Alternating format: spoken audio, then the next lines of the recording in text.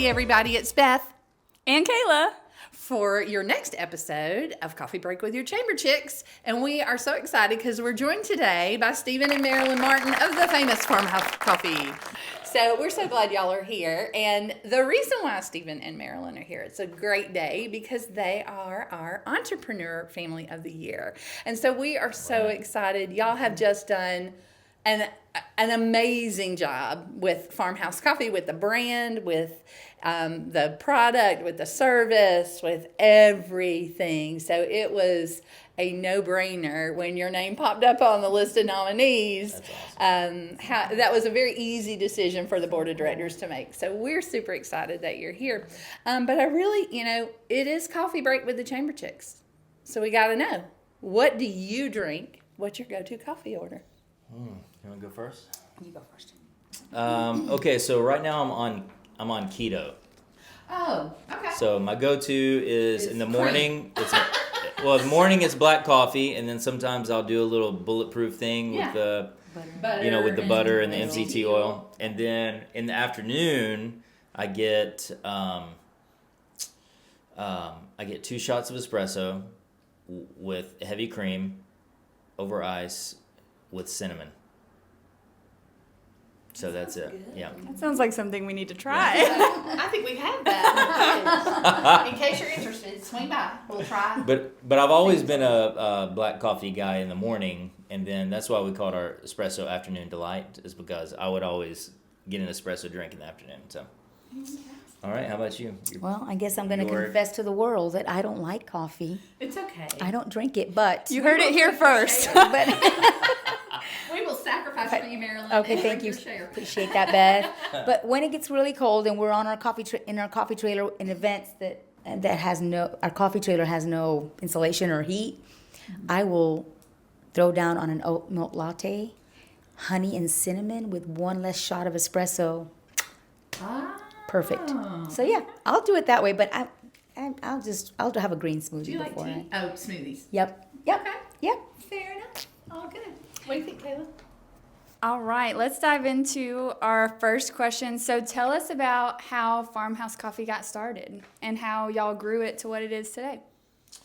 All right, so we got to go back to COVID, and that was 2020. 20. And we had always, since we lived here, we moved here in 2014. But ever since we lived here, we just thought, man, a coffee shop on the square would be amazing. And we always saw Nadine's. We concur. Yes. And we thought, man, that Nadine's Little spot, spot's man, perfect. that would be a great spot for a coffee shop for somebody else to open, right? So one day during COVID, we were going through the square, and Marilyn happened to look over and saw like a newspaper in the window, and the sign was down, and she was like, I think that building's vacant. And I thought it was the cutest spot on the whole square. It really It's so quaint, so charming. And I thought, no one will ever get that. It's like a place little up. beauty mark. Yeah, I never thought it would be vacant. So when I saw it, I was like, oh my gosh, that spot. Yeah. And then he wasn't working as much as he did before with his videography business. It tanked with the whole COVID thing. So he had spare time. So you don't tell an entrepreneurial spirit. A serial creative entrepreneur. Serial Name for entrepreneur. y'all. Yeah, We're with here a for it. Yeah. with a creative We're all mind. Oh, y'all accept the challenge. We love that about y'all. But with the creative mind, it was full force ahead. He made the contacts of who owns this building, what has to happen. There were some proposals already put in for it, about 3 or 4. There were. We're like, oh, we're coming in late to the game, but hey, if it's meant to be. That's how that Yeah, so happened. basically overnight we had to do some proposal, and I didn't Yeah. even know what the name would be Some yet. kind of a So deadline, I yeah. just made up a name, called it Appalachian Roasters, Roasters, because you were going to do it all. and then I did a logo like overnight. Did this, business plan, and Overnight, then sent it he to did. He took a the picture city. of the front of the building and did a rendering, made it look with the coffee, all like it was Yeah. going to look like, and Just turned like, it in. Yeah, in the middle of the night, and then turned in. And then found out that Appalachian Roasters, it's really, I call it Appalachian Roasters, but the correct pronunciation is Appalachian. To those who live there. And I was like, I don't want a business if I gotta say Appalachian. That just doesn't sound. It doesn't roll. It didn't roll. So basically, I kind of prayed. We prayed together, and we was like, well, What's the if name? What's the name? we're supposed to have this, then we need to know what the name is, And then one morning, I woke up with the name Farmhouse on my mind, just when I woke up. And then that same day, Wrote it down. that same day we were doing the Turo. I don't know if you know, Turo is like Airbnb for vehicles. I don't know if you know. So we were doing Turo during that time, and that day that he woke up with the word farmhouse, we had to drive over somewhere about an hour and a half Franklin. away to deliver a Jeep we owned. And so I followed him. We get there, they're interacting and talking about something, and the guy's like, yeah, we don't get good service out here, but there's a great little place I love to go to get some coffee out there. It's called Farmhouse. Steven goes, Farmhouse something, Farmhouse something. And we looked at each other, and I'm like, I guess that's it. Wow. Okay. Thank you, Lord. Let's do it. That's it. So then it was just kind of one thing after another, everything just fell in place, and here we are. Had our meeting because we had So- to get something overridden by the city council. Yeah, you had to get an undercounter. Yeah. Good memory. Yeah, so we had a lot of Yes. permitting. We had A lot of to. permitting, a lot of. There was a lot of permitting. They're like, oh, and one thing led to another. No. These people were working 7 days a week Oh my from gosh. 4 in the morning And I had until COVID too. during that until time. y'all were open till 7 at night, Yes. In fact, when he got 8. 8. 8 at night. And then we were there cleaning up, and I didn't know a thing about restaurant and checklists and cleaning lists. So we were there till midnight. He'd be sleeping on the floor. I'm still polishing and cleaning everything under every. And I get home at midnight, and we're like, we got to get up at 4 or something and do it all over again. What Yeah. are we? I was so thinking? worried about y'all. I was really worried about y'all. We were about to crash. It and was. burn. It was. I'm not glad you did not. Yeah. It was a rough time. Yeah, I mean, we would go to eat dinner on Saturday when we closed the shop a little We'd collect earlier. all our tips and go to And Helen. we Spice would go to 55. like Spice 55. And I'd sit there. My and she boys would just were working be with us. sitting I'd just there sit crying. there, and I just have. And the boys were like, They're like, Dad, is mom okay, It's Dad? depressing. Is mom okay? I'm like, she's "She'll okay. be fine." She's okay. Man, that It was a lot, That and was. I'm very. I mean, was. it's. We didn't know what we were clearly- getting into. Well, we didn't know it was going to be so.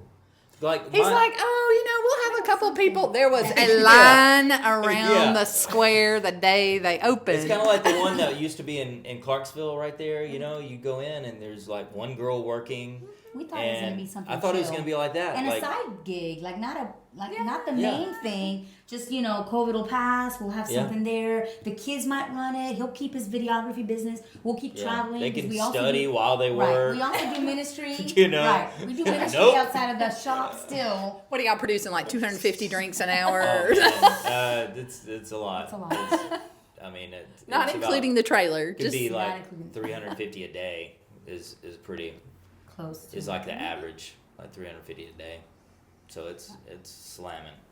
plus the 'cause then Joe app. Because we have the mobile. Once we did the mobile Oh, ordering, Joe almost doubled went up. sales when Yeah, people I knew mean, they it could was- hop in and out. The drive-through thing, the lack of drive-through, I know, is a downer, but No.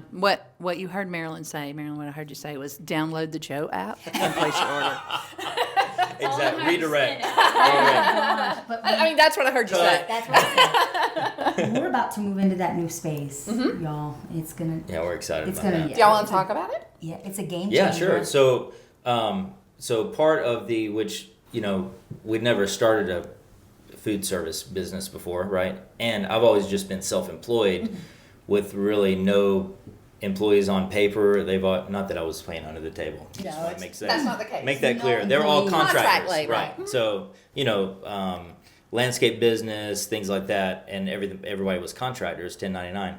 So I basically always just kind of made it happen myself, and I always, we needed money, and then I worked when I wanted to. I would wait till the kids went to sleep, and then I'd work all night on videos and stuff, So this was a new thing, having employees and working all with your that. wife. So Side by side. so the growth of it was big too. So then when we opened Demarest about a year ago, and then when we opened Gainesville, we didn't really understand how when you expand, how cash flow works and all that. So we realized pretty quick that we were strapped for cash. So we're basically in a process where we're going to get some like an influx of investment funds to be able to expand, and working capital, that kind of stuff. And That's just going to so help if us. you don't own your own small business, working capital right now is really, really hard to find. Yeah. It's not as easily accessible as it was before 2020. Right. It's a lot harder to access. So we're blessed to have met some people, and those are all incredible stories too. We were in New York the same time that a guy ended up being in New York, able to have lunch with him, and then so all these things have happened. So that's going to help us once we get that, hopefully in a few weeks. Then we'll be able to start right away going into that building and the bigger one in Cleveland. Creating a real third space, like hang out and study and have events. And Yeah, it'll basically be a combination of our shop and what we had at Commons. Absolutely. It's So gonna for be- those of you that don't do downtown development like we do, third space means a place downtown. We're thinking about changing downtown Cleveland to uptown Cleveland. Like, we're not down, we're up. We're uptown Cleveland. I like that. Yeah. But in development, when you're talking about city centers like that, we talk about the third space, and it's where the people gather. And it's a very important aspect to have. And that's one of the things that Cleveland was missing. And when Ward built Clyde's, that sort of opened a third space. And you guys built this and opened a third space. So what we refer to as third space is, it's just where we all hang out. We look at it like the backyard of all the folks in Cleveland. Work, home, and then whatever And then your hang other out. Wherever you're spaces, hanging out. Yeah. So, So we're excited about doing having a space again for community things and for students to hang out and for people to go work, and we'll go ahead and we can announce now, I believe, that we actually launched our own bakery. So Cue the clapping noise. Yes. Yeah. Also, again, yay! Where are those puppers? so nobody really knows that, but it's That actually legally hadn't been done, and we just felt weird about just saying Yeah, it, even though it's- the arrangement with the co-owner had already been made. It was all verbal. So, but Keep it on the down we just had a big blessing and had a girl that has been a part of a really big coffee chain in Savannah. She was over their whole bakery, and one of her dreams was to have her own bakery. So we talked to her, and we had some extra space in Demarest location, and we bought the equipment, and we said, She hey, relocated. basically like, moved here. come do your dream, Right. know, and let's have our own stuff, So Come do your dream in Cleveland. do Yes. it, do it. Yes. Yeah, We so can- everything we have now except the bagels are things that we're In-house. doing our own in-house. I love so, that. Yeah. So now, Kayla, we get to smell brisket at lunch and bakery items the rest of the time. I love to smell brisket and coffee Yes. simultaneously. I'm just like, this is Cleveland. Well, Like, I could tell you about some conversations Ward and I had. about Yeah. breakfast About items with brisket. Breakfast Yeah. brisket tacos. Okay, Yes. I'm here for it. Fantastic. Can you we're imagine kicking some ideas around? A No breakfast promises, taco with brisket and I love eggs it. and cheese. I mean, I love it already. oh my I will god. buy your first Yes. brisket. Okay. I'm afraid Let's you're have going a to We'll have a tasting. ribbon cutting for that. Oh, yeah. for the Just for that. Just for the tacos. Just for the one A item. picture of brisket and a burrito. It's just Yeah. y'all, holding the scissors with and a Yeah. taco, like at the same time. We'll call Have a the cow with like a, what's that hat? The big round hat. Like a sombrero? Mexican. Yeah. Right. Yeah. Exactly. Wow. It's the brisket taco. That's Love right. it. I love It's it. the mascot. Well, I was going to say we may have to erect another statue on the old courthouse Yeah, so it'll be that guy who's standing up there, and then like you with a brisket. with a brisket Oh my god. and Ward in the back going. And Marilyn going, Olay. Or holding a margarita, one of those. I don't know. As long as it's not black coffee, she's good. Right? It's Yeah, not exactly. Oh, Oh my goodness! Well, that's fantastic news. I'm so excited. Yeah. But we want to cover some of the reasons you were chosen as our Entrepreneur Family of the Year is the incredible customer service. And so tell us about how you developed your plan or training, or where does that come from? Well, I think I think when you start anything, like, you need to have a mission, and I've always thought, or what I've learned is that money always follows the mission. So if you have you got to have a purpose for existing. You know what I mean? I think that's one of the reasons why a lot of businesses fail because they're really in business for themselves And the money. and just to make a money. paycheck, you know, like they're not really, you know, there for the community in a sense. That's why you'll show up and it'll have a sign on the door and it'll say, hey, went to a baseball game today.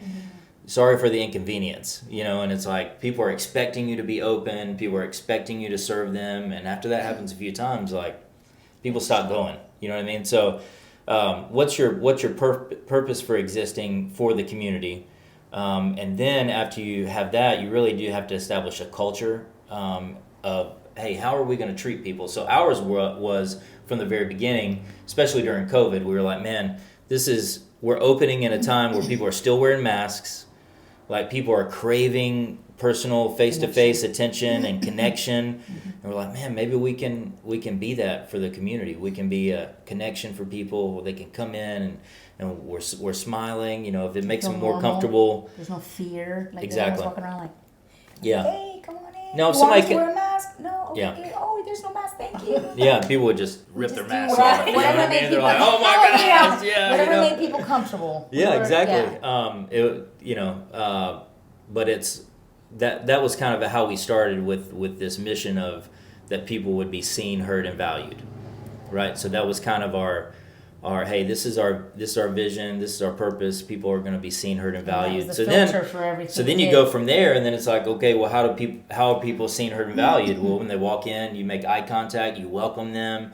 You know, you're listening to them, you hear them, not just their order, but you hear, you know, you've got 5 minutes to connect with somebody, but 5 minutes times a year, They come in every day. Or Yeah. like you've gotten to know somebody, right? So now you hear, you know, that so now people start coming in and saying, you know, hey, like, hey, what are you doing today? Well, I got to go see my mom. She's in the hospital or Next whatever. time, hey. The next time they come in for you to say, hey, how's your mom doing?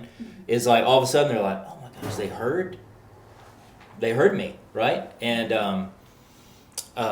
so and then when that happens over and over, they feel like, man, I'm not just here like to make somebody some money. I'm here like I'm actually a valued person, To them. you know, and they enjoy talking to me, and they're here not just to service coffee, but to service joy and whatever else we can. Friendship. Wait, vibe, friendship, that's it. comfort, you know, comfort, just Community. like a listening ear when we have time and we don't have a line out the building, you know?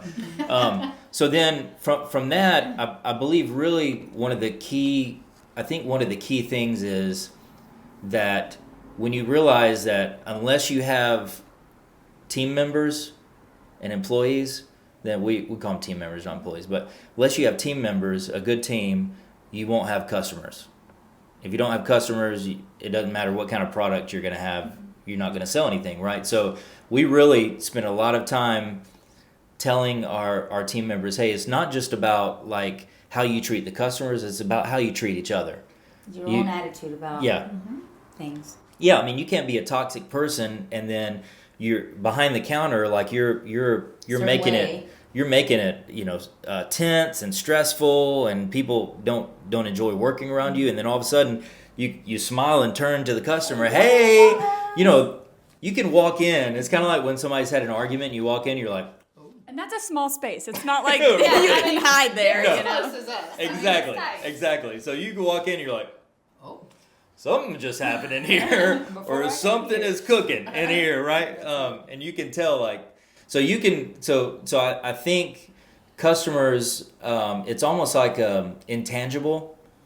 So customers, when they come in, when the team members love where they work, and they feel appreciated, and they love and they respect each other, then man, That spills right over. when the It's customers come in, they're gonna be like, wow, this feels great. You know what I mean? The employees are happy, like they're being fulfilled, you know, and it's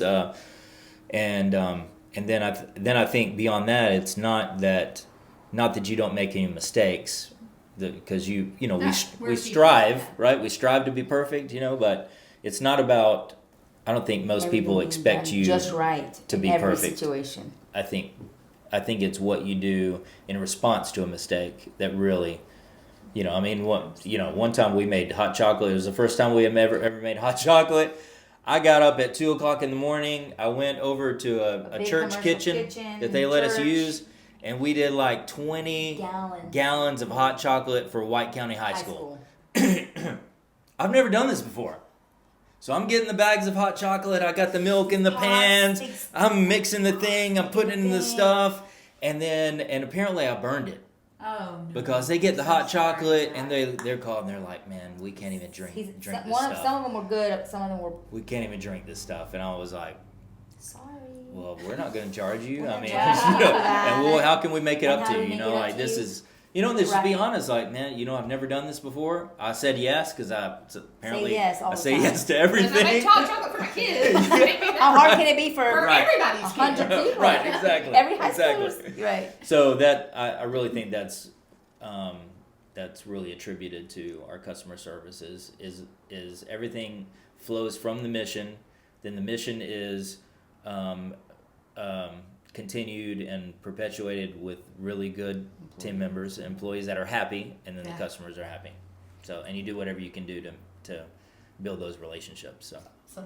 Well, I think one thing that, in just along those same lines, like this was probably one of the first few times I met y'all, but Marilyn, you said this, and this stuck with me like forever. And I remember you said this because you said, we just thought, well, we love to provide hospitality to people in our homes and, in our ministry and things. How can we, take that same hospitality and serve it to the public? And I was like, these people, these are the ones. So, That's awesome. That's awesome. But that always stuck with me. So, That's awesome. so y'all have amazing customer service, but also you have really amazing quality in your drinks. If you go to Gainesville or Demorest hot chocolate notwithstanding the one hot chocolate In small incident. quantities. Yeah. But you're pretty consistent across your location. So how do you maintain that consistency in your quality and in your service across all the locations? Can I start? Well, basically, when we started thinking about, so being a stay-at-home mom with homeschooling kids, one of the things I was big on is ingredients and the quality of what I'm serving my kids. So we never, our research never stemmed from like, oh, let's see what the competitor, I think the world tells you, you have to do it this way, and this is, you got to go and see what to us, it was like, okay, what makes the best coffee? What tastes the best? Well, if lattes are mainly milk, I think the quality of the milk is going to be a big deal. And if we're going to be serving the community, what better milk than to get a locally sourced product? So I'm like, okay, Mountain Fresh Creamery, the best milk ever.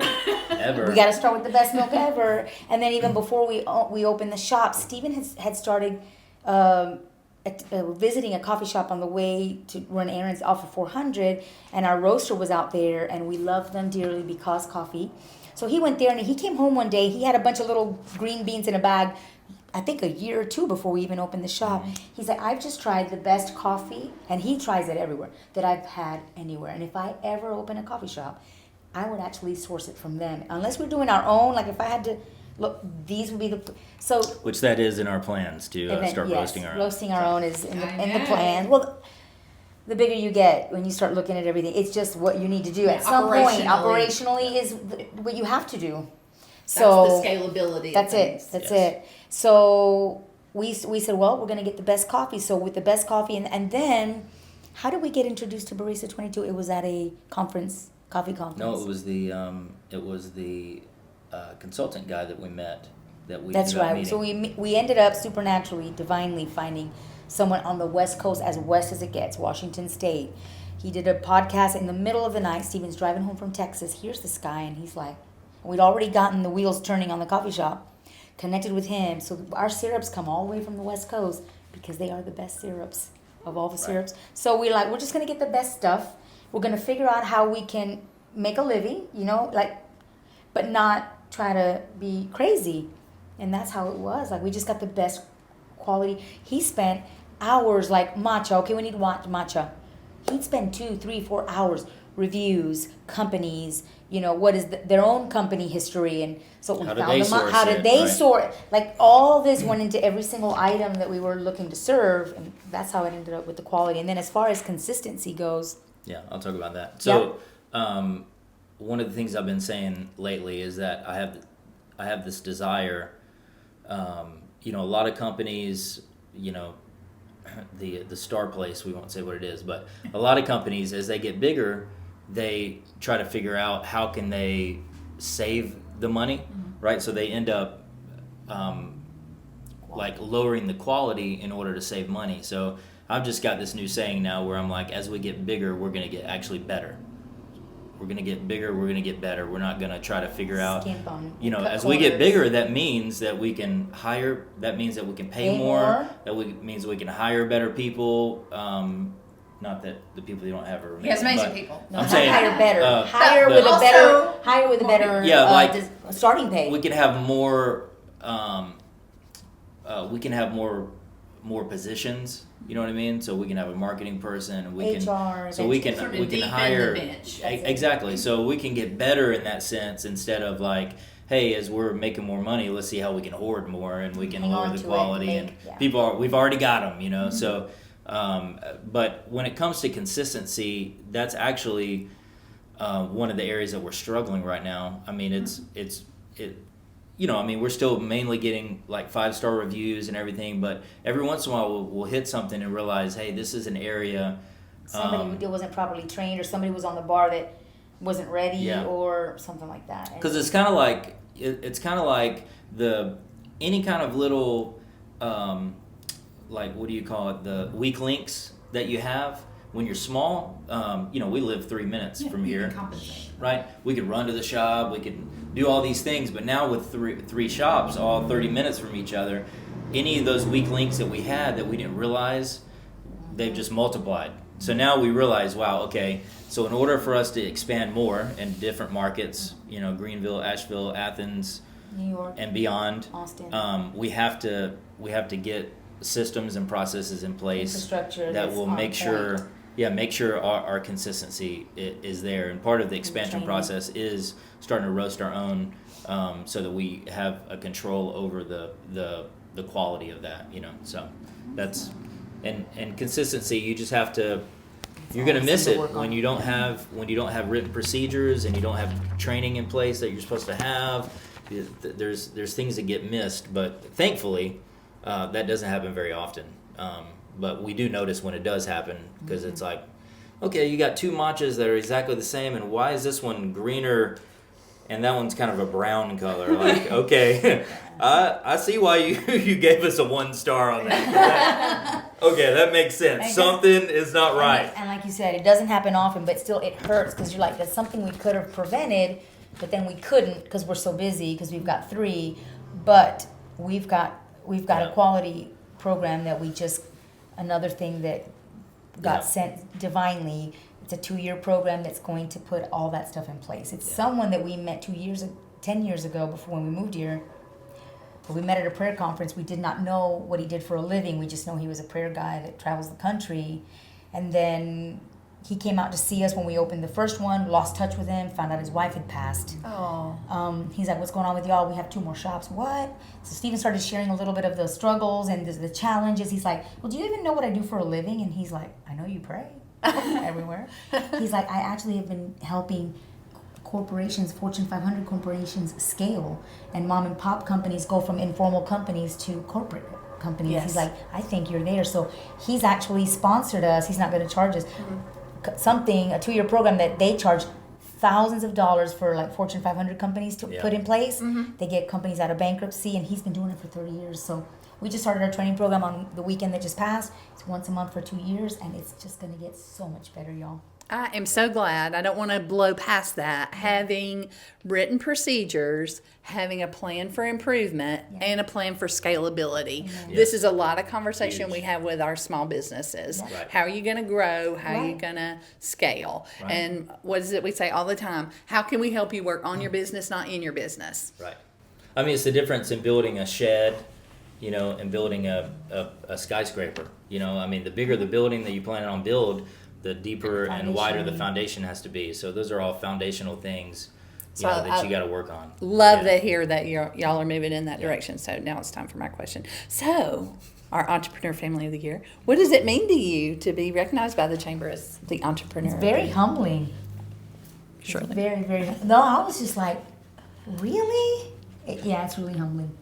That's all I can say. Yeah, it's kind of affirming, I guess, because there's a lot of things that you do that, and especially if you're not really doing it to be seen, and you're just doing it because, you love people and you want to serve the community and everything. It's really nice to be recognized for some of those things that they didn't go unnoticed, so.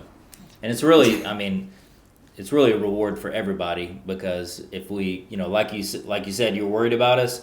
If we hadn't had the right people come on in the moments that we needed, then we would have crashed and burned. It was hard. There would be no farmhouse, if it wasn't. Which is a great point for us to tell you this, because I don't know that I told you this, but we also have an award here at the Chamber called the Stellar Service Award, that people nominate those community-facing people. So your baristas or your hostess or anybody who serves in a public-facing role. And I had one of your employees got nominated for that award. We're going to send them a little card with, kind of what people said about them and things like that. We want to share the great things that were said about your people. That is so good. Our chairman will craft a letter to them to say, you're doing a great job. And we see you. Fantastic. I always tell them, I tell them, look, the more connection you have with the customers, the more tips you're going to get, right? Immediate gratification. Yeah, right, exactly. And, connection prevents negative feedback. Positive connection prevents negative feedback. Because I can't tell you how many times somebody, instead of going on Google, they just go, hey, this doesn't. They text me. That's it. That's it. Hey, I'll get a text and I'll say, been great, but all of a sudden this just happened. I just thought you should know because we love Farmhouse and just wanted you to know. So maybe they're not. It's not representing you. What just came out of the shop. I can't tell you. It comes out of a place of love and betterment, not just I'm mad because I spent $5 and I don't like this. Exactly. They're just not trying to just be a Karen. It's like they. Which is my they care. Karen. They're Karen. They are caring. They're Karen, not Karen. Yeah. Well, I would say that's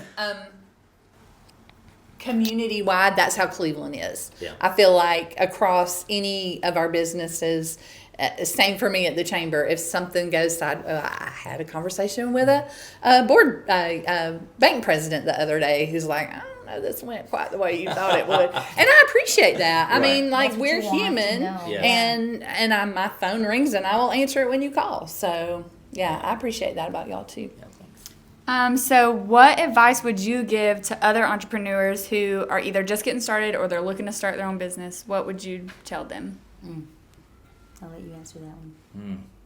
Make sure it's what you want to do. Better love it. Well, I would say there's only so much preparation you can do for anything. You can read all the books, watch all the YouTube channels, but at the end of the day, you have to get in there, get your hands dirty, work hard, and make sure that it's something that is worth all of that sacrifice. Because until you get to a place where you've gotten established, there's a lot of stuff you're going to do that you're not going to really get like a instant gratification, and this is for the long haul thing. So because it's a long-term thing, the only thing that's going to keep you hanging in there is knowing that you know that this is what you're supposed to do.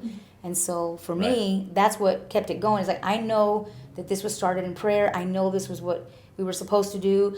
So I know that any challenges, any pains, any sacrifices are just part of it. And that was what was able to, for the joy set before us. Yes. We endured a lot of stuff to get here. Yeah. So, and just in a practical sense, you need to have the purpose in which you're starting a business, which is what need am I meeting in the community. If it's not meeting a need, then you're not going to have any customers. So you've got what's the purpose and the need that you're meeting. You got to have a vision and the way that you want to. The vision is the vehicle, right? In order for you to fulfill the purpose and the mission. So you've got to know kind of like your identity and your brand, what establishes you and sets you apart from the rest of the world that does what you do, so you have to have the vision, and then you've got to be humble and teachable. You got to be humble and teachable because people from anywhere, from any source. Yeah, and you gotta be able to. Somebody's got to be able to say, hey, that just really wasn't the best job. You know what I mean? And you gotta. Or somebody says, that hot chocolate really, that was bad. And it's like, okay, well, hey, let's make some, right. Let's make some changes. You're going to fall down. You got to get back up. but just keep persevering, Yeah. so. Well, good deal. And we ask this of everybody. You're wildly successful on your own, but has the chamber helped your business in any way? Yeah, I believe so. Absolutely. I mean, I remember that first day, that we had the ribbon cutting. I think it was in the rain. It was. Um, Yeah, the line was still around the square. yeah, it was sprinkling, and then by the end of it, it was like torrential rain, and then everybody, all the leaders ended up coming in the shop, and I think I just kind of faked it at that point. At that point, I hadn't even done recipes yet, so I kind of just faked it and gave everybody coffee. But I think I think what we learn is that it's better to do things together with other people than trying to be an island on your own. So I think the chamber is about being able to collaborate with things, and right now, for this Christmas, we're going to be doing sleeves with the Christmas event on them. We are so right? excited. And then I know. And I remember we had, I don't know if it was at a Christmas parade, but I remember seeing a big banner. I was like, oh, like you guys were advertising yeah. for us. Yeah. And I'm the like, parade The parade parade banners, I'm yeah. like, oh my gosh, they're so awesome. Yeah. Well, the parade has gotten so big, I we had to know. order these barricades so that people wouldn't step out into the street. Right. So Right. we thought, what a better way to do than thank all the people who help us pull all this together. Yeah.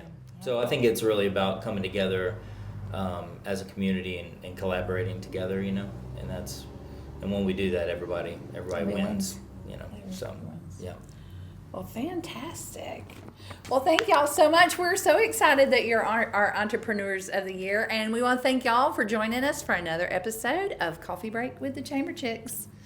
Tell them who their favorite Chamber Chicks are. It's us, in case you're wondering. Aren't you the only chamber chick? Factual evidence here. Well, thank y'all so much. Stay tuned for our next episode. See you later. Bye. Bye.